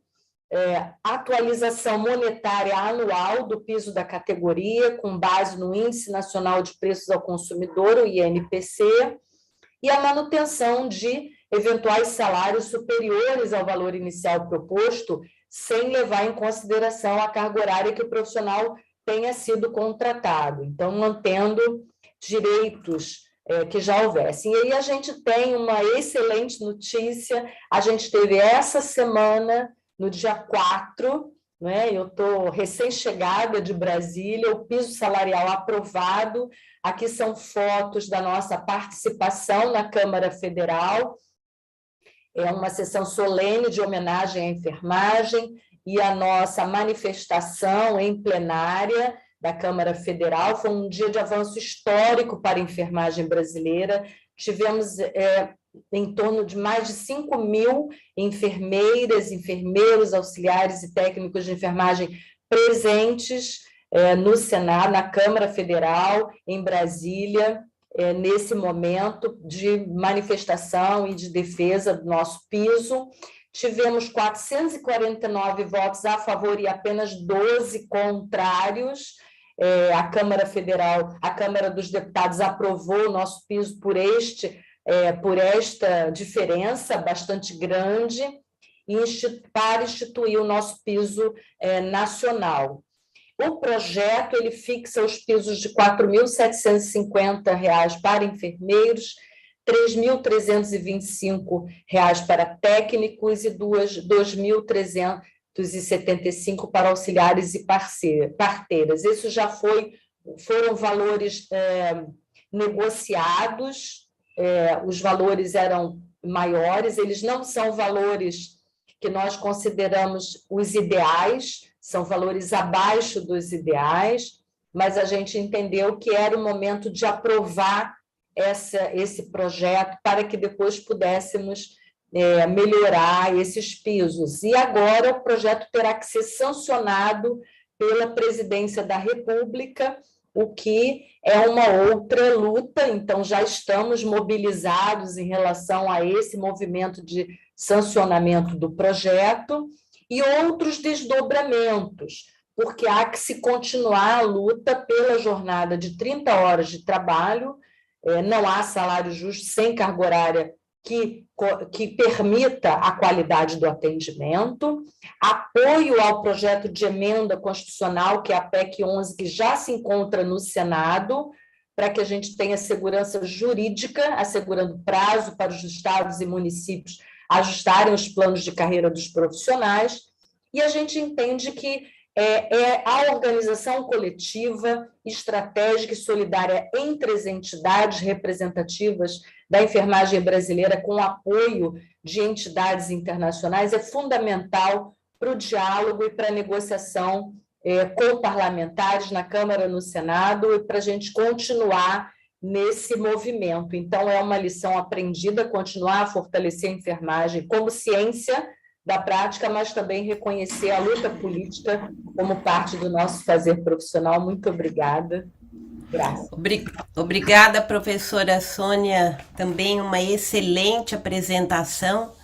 E eu queria deixar também uma mensagem aos participantes. A professora Sônia foi clara quando ela disse que foi formada uma mobilização nacional, um fórum nacional de enfermagem, com os diversos líderes, com as diversas organizações. Nós sabemos que é essa a força que move mudanças na enfermagem. Esse fórum foi até o Senado, foi até a Câmara de Deputados e também fizeram um estudo de impacto. São lições que o Brasil passa agora a todos nós.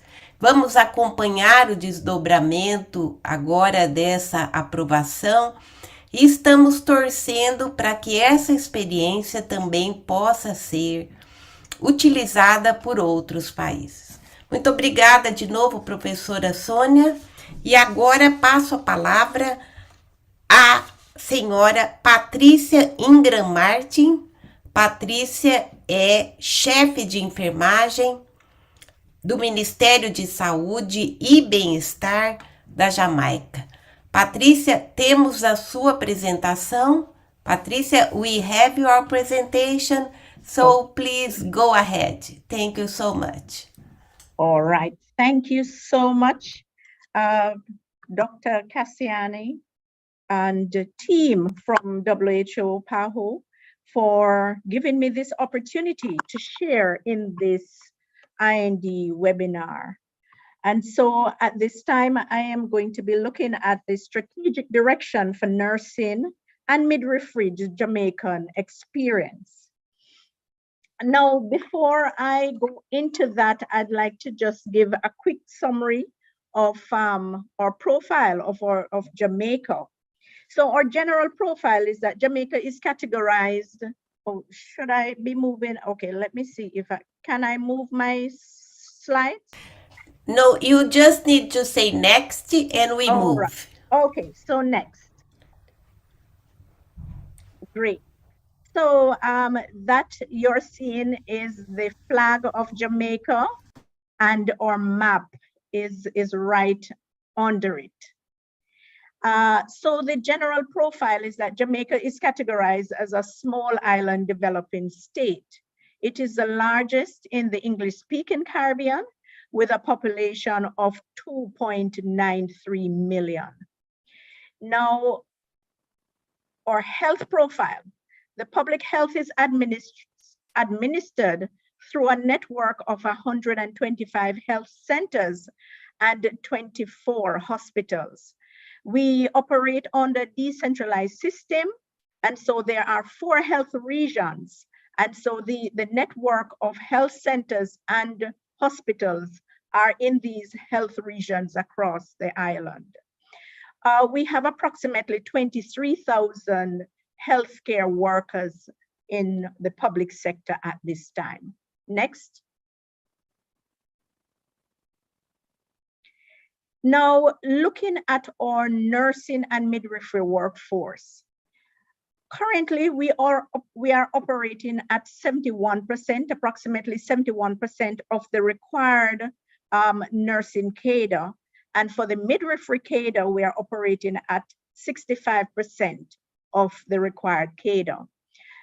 We are staffed through 9 nursing schools and 3 midwifery schools with approximately 500 registered nurses and 100 midwives graduating per year. We have an in-service education unit in the Ministry of Health, which facilitates the training of specialist nurses in the major specialties. Next.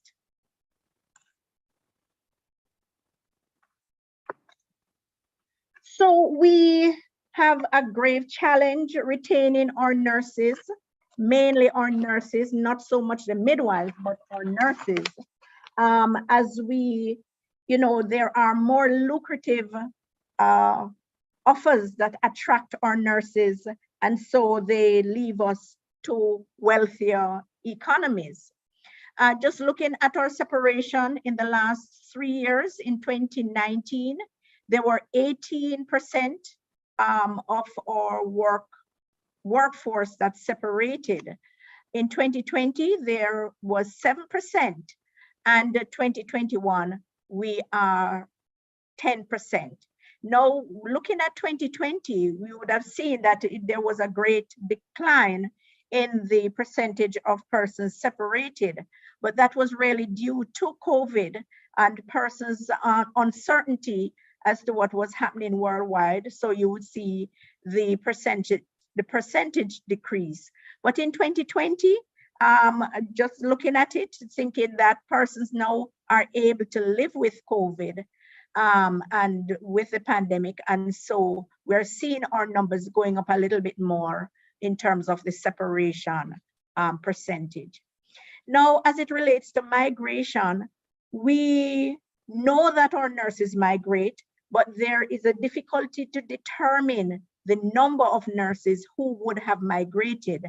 And so because when persons are leaving, it is looked at as them separating from the workforce. And there are really 3 main reasons why that would have been indicated why they separated. They would have the resignations, retirement, and death to a lesser extent. So we are still not able to pinpoint the figures as it relates to, or the full gamut as it relates to our migration. Next, please. So the background now to our strategic plan for nursing and midwifery. In 2020, there was a designation by the World Health Organization for that year to be designated the International Year of the Nurse and Midwife. And the proposal was made at the 144th Executive Board of the World Health Assembly by Jamaica. The proposal was done by Jamaica while promoting the health workforce agenda. And just to say that our Minister of Health is very passionate about is the workforce, the health workforce. And so he is quite passionate that we are leaving, our nurses are leaving because of recruitment from other countries. And so he had proposed this designation, and it was supported by overwhelmingly by other member states. Now, this provided the opportunity for the implementation of prior resolutions and decisions of the World Health Assembly. And one of those, and from that designation came the action where there was a State of the World Nursing and Midwifery report, the first State of the World Nursing report, and the third State of the World Midwifery reports, which were tabled and to which Jamaica contributed. We also had the WHO Global Strategic Direction for Nursing and Midwifery, for which Jamaica was a part of the consultation process. Now, countries were encouraged to utilize the findings of the reports that were tabled, as well as guidelines from the Strategic Direction for Nursing and Midwifery to develop policies on how to invest in nursing and midwifery workforces to best address national health priorities. And so Jamaica took on the mandate, and we actually had started the commencement of policy dialogue for the investment in nursing and midwifery, being guided by the WHO theory of change. Next, please.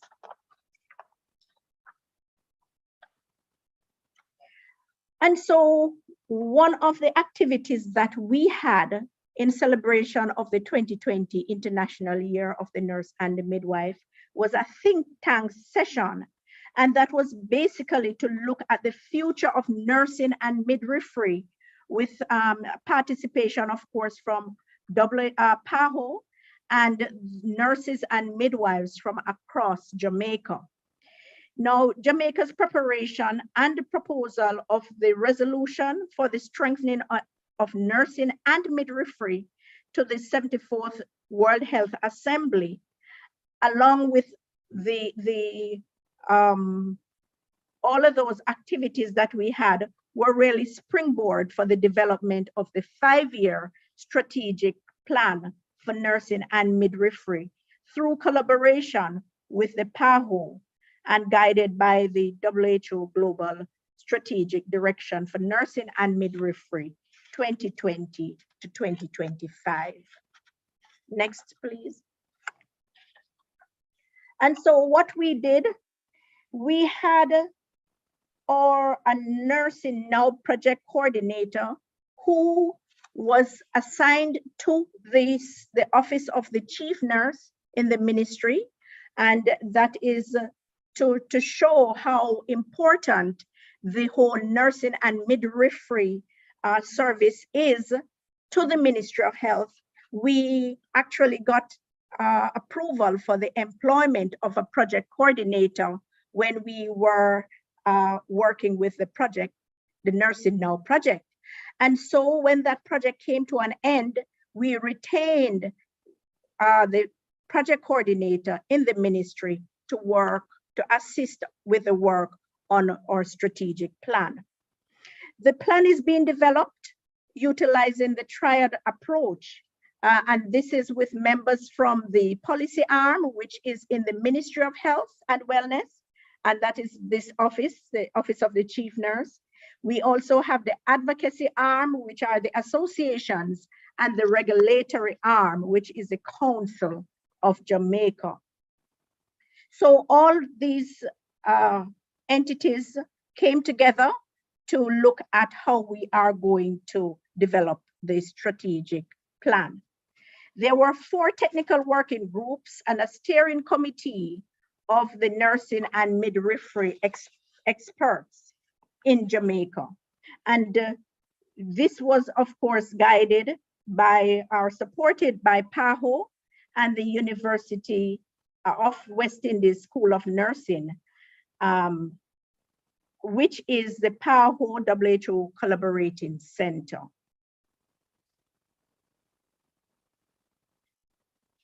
Next. And I must also add that we had participation of both private sector and public sector nurses. Now the plan was developed or is being developed And the objective of the plan is to develop policy priorities to provide tactical guidance for the advancement and strengthening of nursing and midwifery in Jamaica. The plan will guide the main reforms in Jamaica for strengthening nursing and midwifery towards universal health coverage in the next, at least we are starting for the next 5 years. The areas of focus are, and this is of course in line with the WHO Global Strategic Direction, the areas are education, jobs, practice, and leadership. So we are calling for greater investment in these strategic priorities so that we can strengthen nursing and midwifery in Jamaica. Next, please. So the strategic priorities, as I said, it is in line with the WHO strategic direction. And so we are looking at education. We are looking at areas for investment in education so that we can improve the quality of nursing and midwifery education and training to develop Jamaica's health system and effectively respond to population needs. For the policy, for practice or service delivery, we are looking at identifying investment areas to ensure that nurses and midwives are facilitated to practice to the full extent of their education and training in a safe and supportive environment. For jobs, we are looking at identifying areas for investments, again, so that we are able to increase the availability of nurses and midwives by effectively recruiting, retaining, and managing their migration.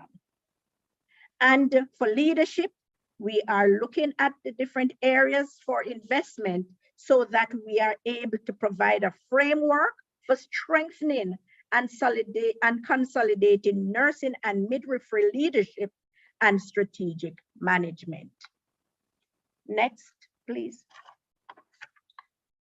And so the way forward, the PAHO consultant is working with the nursing and midwifery technical working groups right across the island. We are having consultation.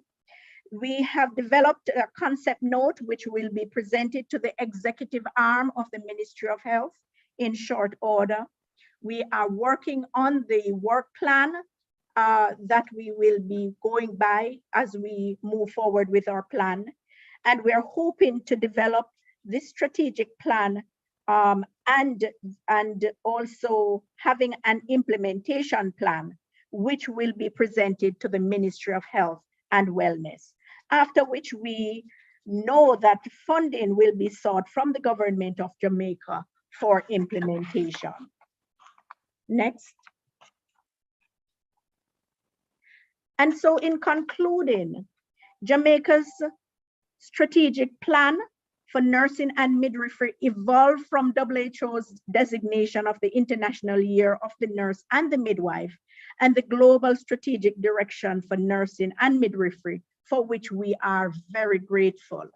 We are now on a journey to strengthen nursing and midwifery for the enhancement of healthcare delivery in Jamaica, and we are happy to be supported and grateful to be supported by the Pan American Health Organization.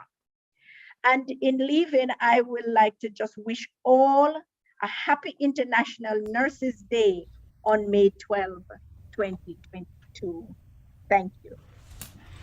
Thank you very much, Ms. Patricia Ingram. Again, an excellent experience from Jamaica to develop the strategic direction. It is not the first one, but it's an updated strategic direction based in the global strategic direction.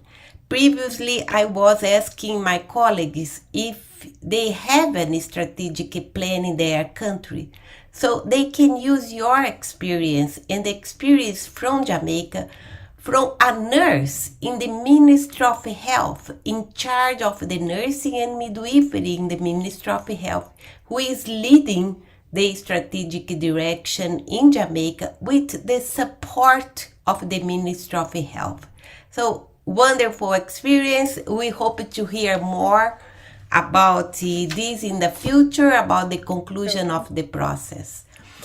And right now, I was telling you that in the chat that you are going to have a surprise, you know, and the surprise will be questions that we wanted to ask the whole audience. So I'm going to ask Bruna if she can show the questions.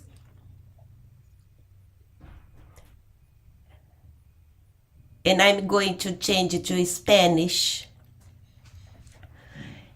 Vamos a hacer, yo y Bruna Moreno de la OPS, vamos a hacer algunas preguntas a ustedes e ustedes van a poder contestar essas perguntas diretamente de sua computadora. Queremos escuchar a opinião de ustedes sobre algunos temas que ustedes escucharon en el día de hoy. La primera pregunta. ¿La formación de los enfermeros será suficiente para satisfacer la demanda de profesionales? ¿Sí o no? Los que creen que sí, por favor, contesten. Los que creen que no, contesten también. Vamos a dejar un tempito para... Pueden contestar diretamente en la encuesta, no en el chat, por favor, en la encuesta. Contesten diretamente en la encuesta. ¿Sí? Ok, vamos para la segunda pregunta. ¿Qué factores son fundamentales en la retención de los profesionales de enfermería? Acá ustedes seleccionen los prioritarios. ¿Cuáles son los factores fundamentales en la retención de los profesionales en enfermería? Seguridad personal, empleo y derechos profesionales. Ustedes están mirando la encuesta en su pantalla. Oh, la encuesta está en su pantalla. Vamos dejar porque yo veo algunos que dicen que no pueden ver la encuesta. La encuesta está en la pantalla. No logran ver. Entonces, vamos a seguir acá. ¿Qué factores son fundamentales en la retención de los profesionales de enfermería? La encuesta está en la pantalla. Seguridad personal, empleo y derechos profesionales, ambiente y horas de trabajo decentes o salarios atractivos. Muy bien, hagan un tiempo y contesten esa pregunta. ¿Qué factores son fundamentales en la retención de los profesionales de enfermería? Miren la pantalla, ustedes pueden verla.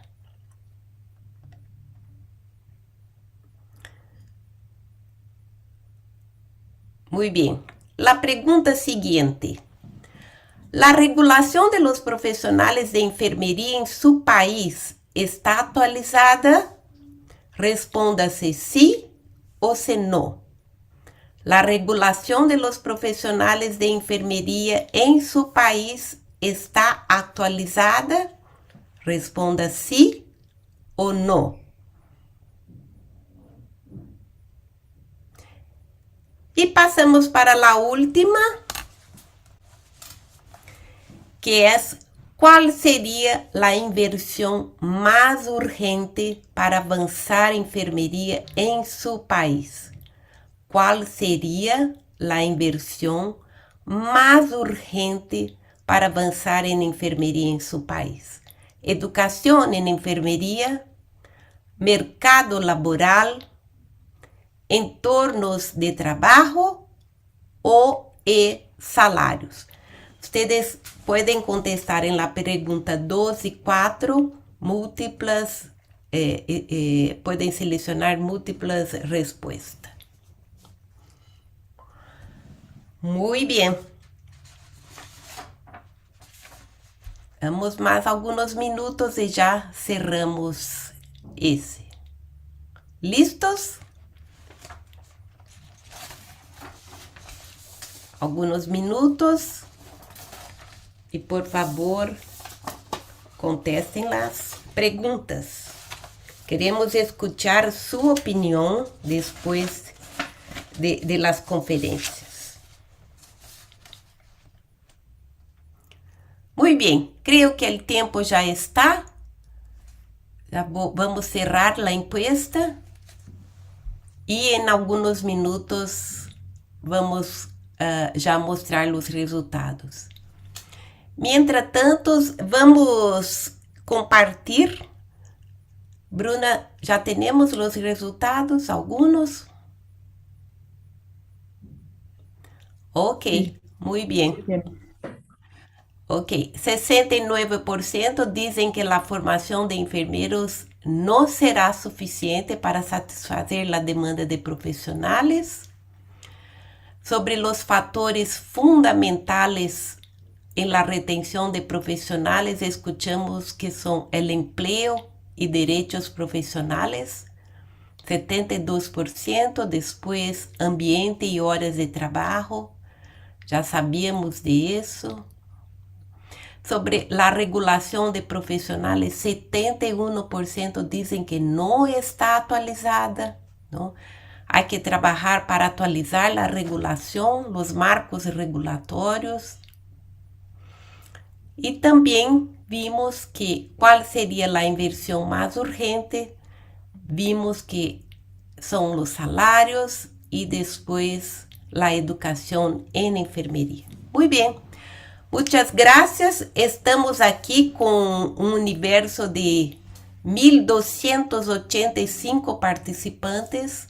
Sabemos que muitos não han logrado, pero creemos que a grande maioria ha logrado contestar.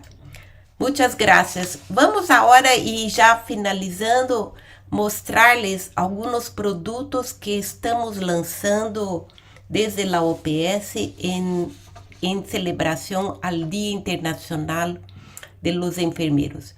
Já mostramos esse documento, a importância estratégica da inversão nacional em los profissionais de enfermeria em la região de las Américas. Ustedes van a poder aí copiar o enlace. Vamos divulgar também a muitos de ustedes, pero aí há uma sinopse de política que ustedes seguramente van a poder utilizar. O próximo produto que temos é um infográfico sobre a inversão em profissionais de enfermeria na região de las Américas. Aqui vocês estão vendo o infográfico em inglês, pero hasta a próxima semana vamos tê-lo em espanhol e português. Esse infográfico está muito interessante, mostra a vocês e a todos que vão a ter, as partes interessadas, sobre o que há de prioritário para invertir em educação, em el trabalho, em la prática e em el liderazgo de enfermeria. É um infográfico que tem dados e contém algumas recomendações. E temos também um documento, muitos de vocês vão a receber e outros desde acá já podem sacar a informação, um artículo sobre educação interprofissional em saúde desde a perspectiva de enfermeria. Vimos que educação é uma prioridade, pero também temos que trabalhar sobre a educação interprofissional e a enfermeria pode liderar muitos projetos desde o tema da educação interprofissional. Muito bem, com cerca de mais de 1.000 participantes, ou seja, 1.200 participantes, também devemos dizer que proximamente, em breve, estaremos lançando, assim como a OMS já tem, a Comunidade Global de Enfermeria, vamos lançar a Comunidade de Prática de Enfermeria na região de las Américas. Ustedes vão escuchar muito pronto sobre essa comunidade de prática, porque tem muitas informações. E também invito a todos para que vayan hasta el sitio de la OPS de Enfermería. Aí ustedes podem ver a direção do sítio web e de aí ustedes podem sacar e ter informação de todos esses produtos que mencionei e de outros produtos que a OPS tem trabalhado dentro en el tema de enfermería. Visiten el sitio web de la OPS porque aí ustedes van a tener mucha información. Muchas gracias a los cerca de 1.200 y 1.300 participantes que estuvieron con nosotros en la tarde, en el día de hoy. Saludos a los enfermeros y enfermeras por el Día Internacional de Enfermería y nos vemos pronto. Muchas gracias. Seguimos adelante con el tema de la inversión y fortalecimiento de enfermería en la región. Hasta pronto. Muchas gracias.